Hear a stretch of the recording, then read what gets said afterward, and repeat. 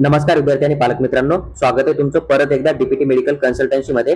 आज आपण चर्चा करणार आहोत, जर तुम्हाला महाराष्ट्र स्टेटमधून स्टेट कोट्यामधून गव्हर्नमेंट बीएमएस कॉलेज धाराशिव मध्ये ऍडमिशन करायचं असेल 2026 मध्ये, तर तुमचा एक्सपेक्टेड कट ऑफ काय असायला हवा।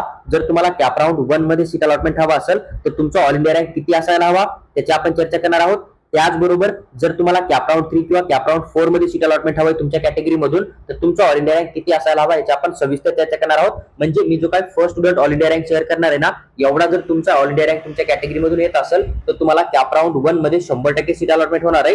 आणि जर तुमचा ऑल इंडिया रँक मी last student all India rank share करणार आहे तेवढा येत असेल तर तुम्हाला कॅप राऊंड 3 किंवा कॅप राऊंड 4 मध्ये तुमच्या कॅटेगरी मधून 100% सीट अलॉटमेंट होणार आहे। ही गोष्ट लक्षात ठेवा।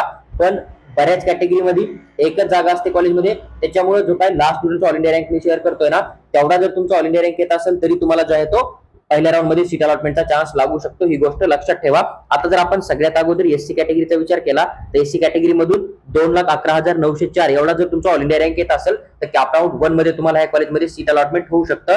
त्याचबरोबर जर तुम्हाला थर्ड किंवा फोर्थ राऊंड पर्यंत सीट अलॉटमेंट हवंय तर 2,27,711 पर्यंत तुम्ही या ठिकाणी एक उमेद ठेवू शकता की तुम्हाला या कॉलेजमध्ये सीट अलॉटमेंट होऊ शकतं। त्यानंतर एसटी कॅटेगरीचा विचार केला तर 4,36,109 फर्स्ट विद्यार्थ्याचा ऑल इंडिया रँक, शेवटच्या विद्यार्थ्याचा ऑल इंडिया रँक 4,47,856।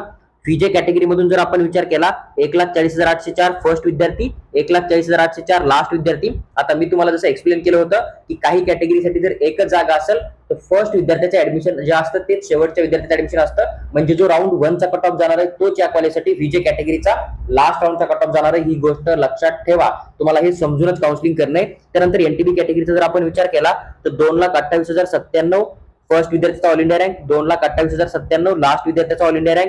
त्यानंतर जर आपण एनटीसी कॅटेगरीचा विचार केला तर या ठिकाणी 1,08,536 जो आहे तो फर्स्ट विद्यार्थ्याचा ऑल इंडिया रँक आहे आणि 1,29,760 जो आहे तो लास्ट विद्यार्थ्याचा ऑल इंडिया रँक आपल्याला बघायला भेटेल।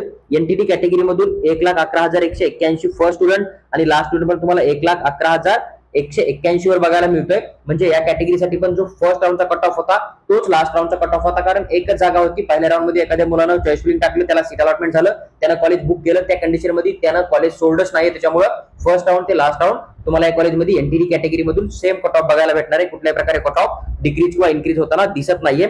ओबीसी कॅटेगरीचा जर आपण विचार केला तर 97,584 फर्स्ट, 1,85,244 एवढा लास्ट राऊंडचा तुम्ही या ठिकाणी कट ऑफ घेऊन चालू शकतात।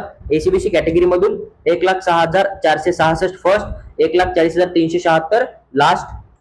त्यानंतर जर आपण ईडब्ल्यूएस कॅटेगरीचा विचार केला तर ईडब्ल्यूएस कोट्यामधून 1,04,530 पर्यंत तुम्हाला कॅप राऊंड 1 मध्ये सीट अलॉटमेंट होऊ शकतं आणि 1,39,674 पर्यंत तुम्हाला तिसऱ्या किंवा चौथ्या राऊंड मध्ये या ठिकाणी सीट अलॉटमेंट होऊ शकतं। ओपन कॅटेगरी मधून जर आपण बघितलं तर 91,374 फर्स्ट राऊंडचा कट ऑफ आणि 1,28,070 एवढा तुम्हाला जो आहे तो थर्ड किंवा फोर्थ राऊंडचा कट ऑफ बघायला भेटेल। आता डिफेन्स 1 या कोट्यामधून जर आपण विचार केला तर जे काय तुम्हाला फर्स्ट राऊंड मध्ये सीट अलॉटमेंट होणार आहे, किंवा जर फर्स्ट राऊंडला विद्यार्थी एखादा अप्लाय नाही करणार किंवा त्याला अलॉटमेंट झालं तो बेटरमेंट होऊन जर एमबीबीएस मध्ये किंवा अजून चांगल्या बीएमएस कॉलेजमध्ये गेला तर तुम्हाला शेवटच्या राऊंड पर्यंत 2,06,414 रँक पर्यंत सीट अलॉटमेंट होऊ शकतं। डिफेन्स 2 मधून 1,68,535 एवढा तुम्ही एक्सपेक्टेड कट ऑफ घेऊन चालू शकतात। डिफेन्स 3 साठी या कॉलेजमध्ये कोणत्याही प्रकारे सीट नव्हती, त्याच्यामुळे हा डाटा तुम्हाला मिळणार नाहीये। आता जर आपण फिजिकल हँडिकॅपचा विचार केला तर जवळपास 12,05,734 एवढ्या ऑल इंडिया रँक पर्यंत तुम्हाला सीट अलॉटमेंट होऊ शकतं। म्हणजेच तुमच्याकडे फिजिकल हँडिकॅपचे डॉक्युमेंट असतील आणि तुम्ही फक्त नीट क्वालिफाय असाल यावर्षी, 177 प्लस स्कोर असेल तुमच्या कॅटेगरी मधून आणि जनरल कॅटेगरी मधून 213 प्लस स्कोर असेल तर तुम्हाला महाराष्ट्र स्टेटमध्ये स्टेट कोट्यामधून किंवा ऑल इंडिया कोट्यामधून गव्हर्नमेंट एमबीबीएस कॉलेजला 100% सीट अलॉटमेंट होणार आहे। तुम्हाला एमबीबीएस नसेल करणं तर बीएमएस पण तुम्हाला फक्त qualify mark of physical handicap मधून 100% या ठिकाणी मिळू शकतं। आपण जर महाराष्ट्र कर्नाटक बोर्डचा विचार केला तर कुठल्याही प्रकारे सीट नाहीये, त्याच्यामुळे तोही कट ऑफ तुम्हाला यामध्ये दिसणार नाहीये। आता हा एक्सपेक्टेड कट ऑफ मी तुमच्याबरोबर शेअर केला आहे।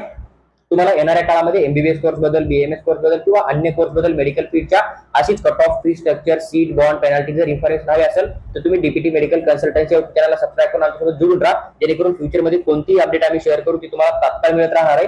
त्याचबरोबर जर तुम्हाला ही पीडीएफ हवी असेल किंवा येणारी प्रत्येक अपडेट हवी असेल तर तुम्ही आमचं व्हॉट्सअप चॅनल जॉईन करा, आम्ही तिथे पीडीएफ डेफिनेटली शेअर करू। त्याचबरोबर जर तुम्हाला DPT medical consultancy through paid counselling किंवा पर्सनल गाईडची रिक्वायरमेंट असेल तुम्ही आम्हाला व्हॉट्सअपवर मेसेज टाका, आम्ही तुम्हाला पेड काउन्सिलिंग बद्दल सविस्तर माहिती नक्की शेअर करू।